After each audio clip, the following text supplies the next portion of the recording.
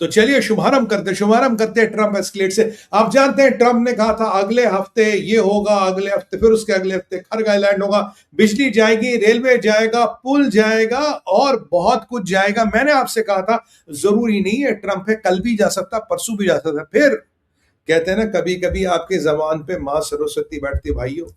मैं तो कहा था ये हो सकता है, और ये मैंने टीवी चैनल्स पे भी कहा, ये मैंने यूट्यूब चैनल्स पे भी कहा। अब देखिए यही हो गया, ट्रंप ने एस्केलेशन कर दी है। क्यों? देखिए कल मैंने आपको कहा था डबल ठुकाई हुई है, 2 बार अटैक हुआ कल, पहली बार 2 बार, पहले एक 7 घंटे का अटैक हुआ, उसके बाद ट्रंप ने एक और अटैक करा, फिर लगभग ये अटैक बहुत मुझे लगता है 10-11 घंटे चलता रहा। यानी कि कल जो अटैक की सीमा थी वो 11 और 7 करीब 17-18 घंटे कहीं लेयर्स ऑफ, कहीं लेवल्स ऑफ अटैक चलते रहे, और अटैकों ने ईरान की ऐसी तैसी करा। ईरान कह रहा मेरे 38 लोग मर गए, यहां 8 मर गए, वहां 10 मर गए। मेरे सूत्रों के हिसाब से कहीं 100 लोग ईरान के IRGC के मर गए, धज्जियां उड़ा दिए ईरान की, धज्जियां उड़ गई ईरान की। हाँ, ईरान ने वापस रिटेलिएट किया है, ईरान ने वापस अटैक किया, उसके बारे में भी मैं आपको बता दूंगा। तो कल ट्रंप ने बेसिकली जो अटैक प्लान था उसको आगे कर दिया। जो कार्रवाई अगले हफ्ते होनी थी वो थर्सडे को ही कर ली, क्योंकि आप और हम एक मैसेज समझ नहीं पाए कि ट्रंप हैज ऑलरेडी एस्केलेटेड, कि उसने जो थर्सडे का अटैक था ये 6वां या 7वां day in line is the attacks happening, और जो कल का अटैक था वो सबसे बड़ा अटैक था क्योंकि वो 2 बार हुआ। आज क्या हुआ? ट्रंप ने आज सब जगह अटैक करवा दिया across length and breadth of Iran. 2 चीजें फोकस पे रही, बंदर अब्बास और स्ट्रेट ऑफ हॉर्मुज, और उसके बाद इंफ्रास्ट्रक्चर पे भी आने वाला हूं। पर मर्द मुजाहिदों ने इजराइल पे अटैक नहीं किया। मैं तो सोच रहा था इजराइल पे अटैक करने का है, हवा निकल गई, और इजराइल युद्ध में क्यों नहीं कूद रहा, इसमें भी थोड़ी सी बात करेंगे। तो इन्होंने आज क्या किया, चबार हो गया, ये आपका इमाम खमीनी पोर्ट हो गया, अब जितने इनके पोर्ट है सब पे अटैक हुआ, सब पे अटैक हुआ। अब आजकल स्पीड बोट भी कोई नहीं दिख रही। बाय द वे 3 टैंकर्स पे फिर अटैक हुआ है।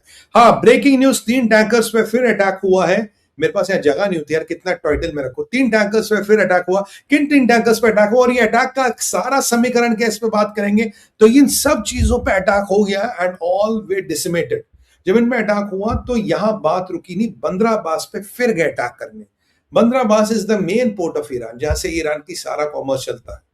बंदर अब्बास पे कई सारे अटैक हुए, और आपको याद होगा छाबार पे एक टावर खड़ा था, उसको भी फिर से गिरा दिया। और अभी अभी एक और टावर है जो पोर्ट अल खुर्शीद या I can't remember the name, उस पे था। मोटा मोटा पावर का रेलेवेंस किया, उस टावर से पूरे स्ट्रेट ऑफ हॉर्मुज में इनकी बदमाशी चलती थी। और मैं आपको बोल रहा हूँ लद्दाख आइलैंड भी बहुत जल्दी अटैक में आने वाला है। मेरा नाम और डेट के साथ आज का प्रेडिक्शन लिखे, Larak island will be attack pretty much soon.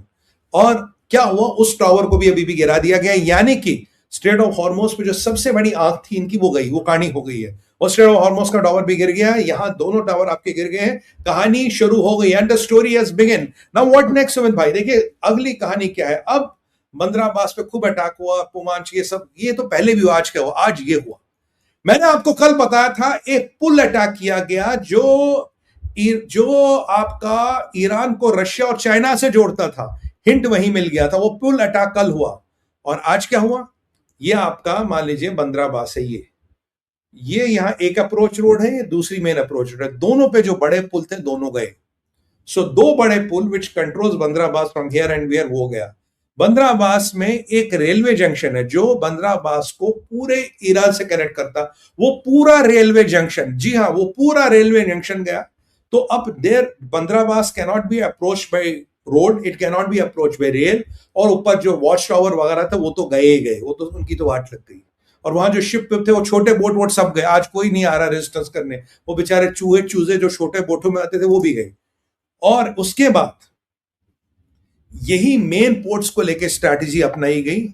Kasim island में पावर गया, काशिम आइलैंड में पावर गया, शिर्क आइलैंड में भी पावर को अटैक किया गया, खरग आइलैंड में भी अटैक किया गया, पर पावर को नहीं किया गया। उसके बाद जो बड़े बड़े प्रोविंसों के पुल थे जो इंटर प्रोविंशियल ट्रैफिक लेते हैं, जैसे आपके एक प्रोविंस से दूसरे प्रोविंस लेते हैं, तो वो पुल उड़ा दिए गए। तो टोटल जो मेरे पास अभी इंफॉर्मेशन है 13 से 14 पुल, मे बी ना number has increase by now. मैं पिछले 1-2 घंटे प्रोग्राम में था, मुझे नहीं पता, हो सकता है नंबर बढ़। 13 से 14 पुल गए, कम से कम 3 रेलवे जंक्शन गए, और रेलवे जो पटरियां हैं मेन में रेलवे बोर्ड्स, उनको उड़ा दिया गया। सो 13 पुल, आपके 3 रेलवे जंक्शन, और आपके 2 या 3 बिजली घर, काशिम आइलैंड, शिर्क आइलैंड, और शायद I think Ladakh will be next, एक और किसी प्रोविंस से बिजली घर को उड़ाने की खबर आ रही। कम से कम 2 से 3 बिजली घर गए, they are running without power. Power है नहीं। वैसे भी ईरान के नेचुरल ग्रिड जो है, नेशनल ग्रिड जो है, उसकी हालत खराब है सर, उसमें पावर नहीं है क्योंकि पावर खत्म हो गया है। Grid can not handle the traffic, ये परिस्थिति नेचुरल ग्रिड की है। तो ग्रिड की वाट लग गई है, ग्रिड की हालत खराब हो गई, ग्रिड की हो गई है ठक ठक ठक। समझ रहे हैं ना, ठक ठक ठक क्या क्या होता है। तो ग्रिड की हो गई हालत, और अब ये अटैक्स बढ़ने वाले। तो जो इंफ्रा पे, अब ये इंफ्रा पे अटैक को कैसे देखेंगे? देखिए, ये कंप्लीटली मिलिट्री इंफ्रा नहीं है। अब आईआरजीसी का ड्रोन बेस हो, मिसाइल बेस हो, आपका बैरक हो, आपका कोस्टल रडार हो, दैट्स 100% मिलिट्री टारगेट। पर ये पुल रेलवे ये मिलिट्री टारगेट नहीं है, कमर्शियल टारगेट भी। हजारों ट्रकों की लाइनें लग गई है, आवन जावन खत्म हो गई। आईआरजीसी लोगों को कह रहा है कि आप उन पुलों को यूज ना करें, उनको मिलिट्री यूज के लिए। क्या घंटा यूज करोगे? वहां से तो आर्मी पैदल नहीं निकल सकता, क्या करोगे? और पुलों के बीच में उड़ाया जाता है उनको, बीच में, दे कोलैप्स लाइक दिस। और पुलों की अप्रोच रोडें उड़ाई गई हैं। 13 पुल, हमें कम से कम 13 से 14 पुल हमें पता है। और ये चीजों को दूसरी लेवल पे एस्केलेट करता। और अभी रात तो अभी बाकी है मेरे भाई, अभी तो पिक्चर बाकी है। आज रात को फिर अटैक कंटिन्यू होंगे। अब कौन ठुकेगा, कौन पिटेगा? तो Bandar Abbas is gone, strait of Hormuz में सबसे बड़ा watch tower is gone, Chabahar is non functional, और आसपास के पोर्ट सब ठुक गए, कोई फंक्शनल नहीं है। और बंदराबास की रोड्स गई, और बंदराबास का बिजली घर जाने वाला है। ये मुझसे लिख लो। और हो सकता है मेरी, जब तक जुहा पे ये नाम आ गया, उस तो अब तक गया भी हो, जब तक ये शो खत्म हो जाए तो मैं देखूंगा बंदराबास का बिजली घर भी गया।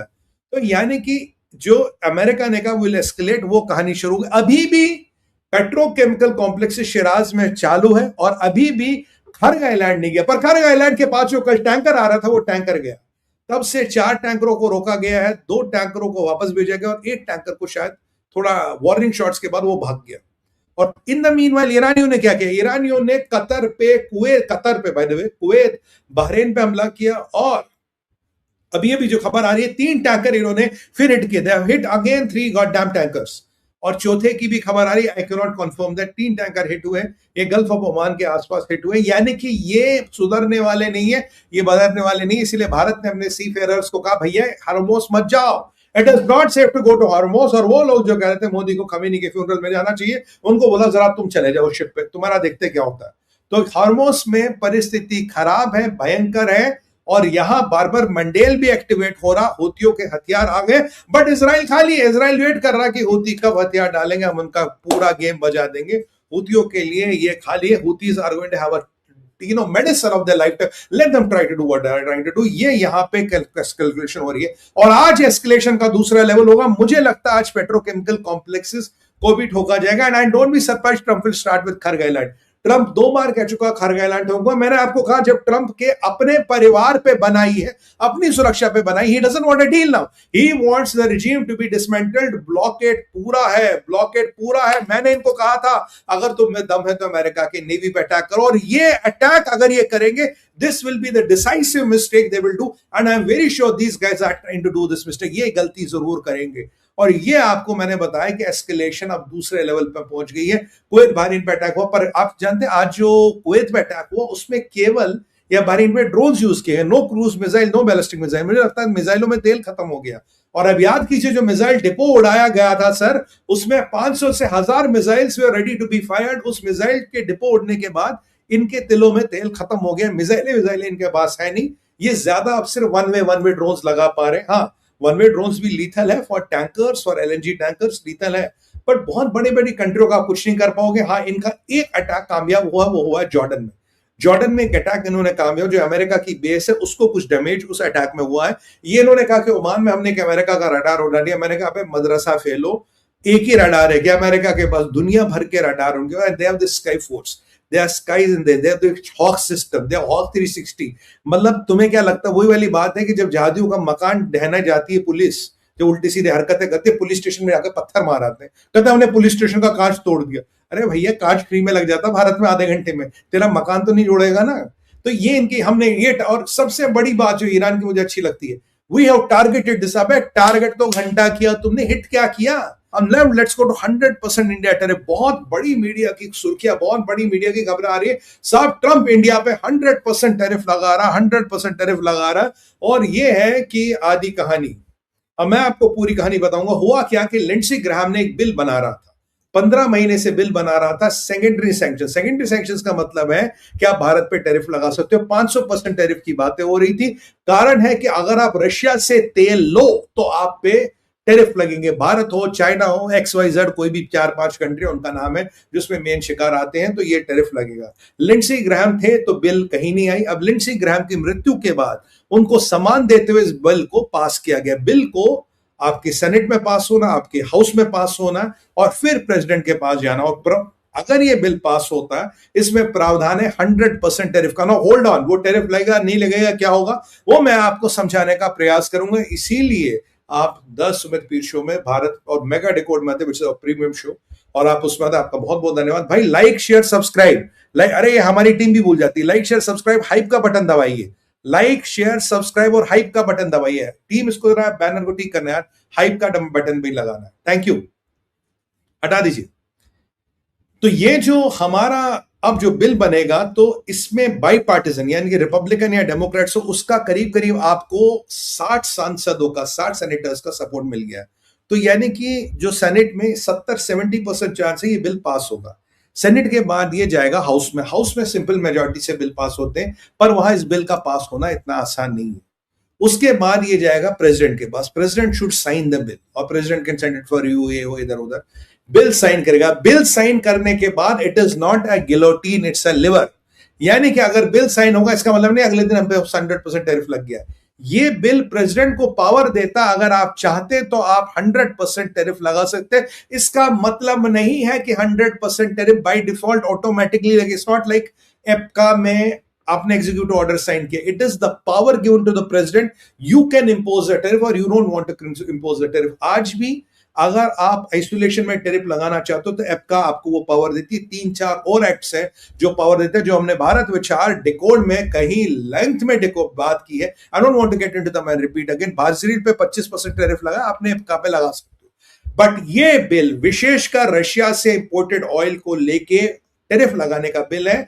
और अगर ये दोनों हाउसों में पास हुआ, ट्रंप ने अप्रूव किया, ट्रंप ने साइन किया, उसके बाद भी it is not a guillotine, it's a liver. तो क्या सुमित भाई भारत को फायदा या नुकसान है? देखिए, भारत को ना फायदा है ना नुकसान है, हमें घंटे का फर्क नहीं पड़ता। मैं और कोई वर्ड यूज करना चाहता था पर ये सोशल मीडिया यूज नहीं कर पाऊंगा। हमें कोई फर्क नहीं पड़ता। क्यों भाई? आपका जर्मिसन ग्रीर यहां बैठा, वो पीयूष गोयल जी के चक्कर काट रहा, सर हमें ट्रेड डील करनी है, आपको $500 बिलियन का व्यापार चाहिए। आपने चाइना की वाट लगा, और चाइना की जो वाट लगी उसके बाद आप भारत का कुछ नहीं कर सकते, आप भारत को कुछ नहीं उखाड़ सकते। आप घुटनों पे आके भारत के पास हर चीज मानोगे, मैं आपको लिख के दे रहा हूं आज।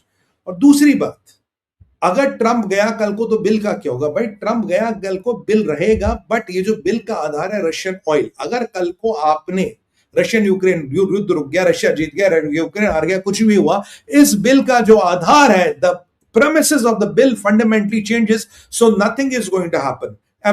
why America cannot do it? अगर आपके ये वही वाली बात है कि अमेरिका के प्रेसिडेंट के तरकश में तीर आ गए। तीर का मतलब कि आप तीर चलाओगे नहीं। अगर मेरे पास पिस्टल है तो मैं लोगों को मारता फिरूंगा? नहीं, अमेरिका के प्रेसिडेंट का डिस्क्रिशन है, वो लगाना चाहिए नहीं लगाना चाहिए। हाँ, वॉशिंगटन की अनसर्टेनिटी बढ़ जाती है, वॉशिंगटन की डिस्क्रिशनरी पावर बढ़ जाते हैं, पर इसका मतलब नहीं कि वॉशिंगटन इसको यूज कर सकता है। क्यों नहीं यूज कर सकता? 2 कारण है भाई। भारत के साथ ट्रेड डील चाहिए। आपने आज चाइना की वाट लगा दी, चाइना को आपने एक्सपोज कर दिया, आपने पहली बार शी जिनपिंग की धज्जियां उड़ा दी। अब क्यों, वो हम चाइना वाले हिस्से में बात करेंगे।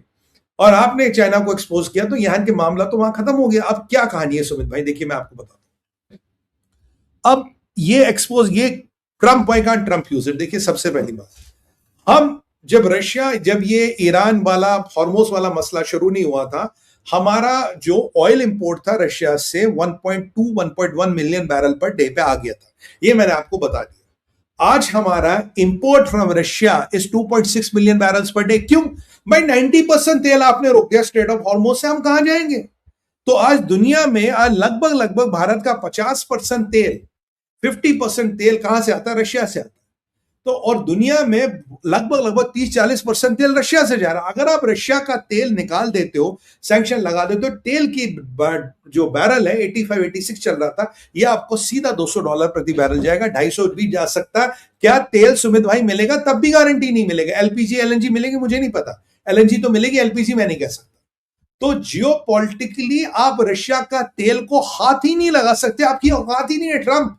ट्रंप क्या, ट्रंप का दादा भी आ जाए वो भी तेल को हाथ नहीं लगा, वो भारत पे सैंक्शन नहीं लगा। एक तो ट्रेड डील गई जिसकी ट्रंप को जरूरत है, हमको भी जरूरत है, और जो भारत जो ट्रेड का मार्केट है वो हिलेगा, ट्रेड हिलेगा, स्टॉक हिलेंगे, बॉन्ड हिलेंगे, अमेरिका का बॉन्ड हिलेगा और ट्रंप की कुर्सी हिलेगी।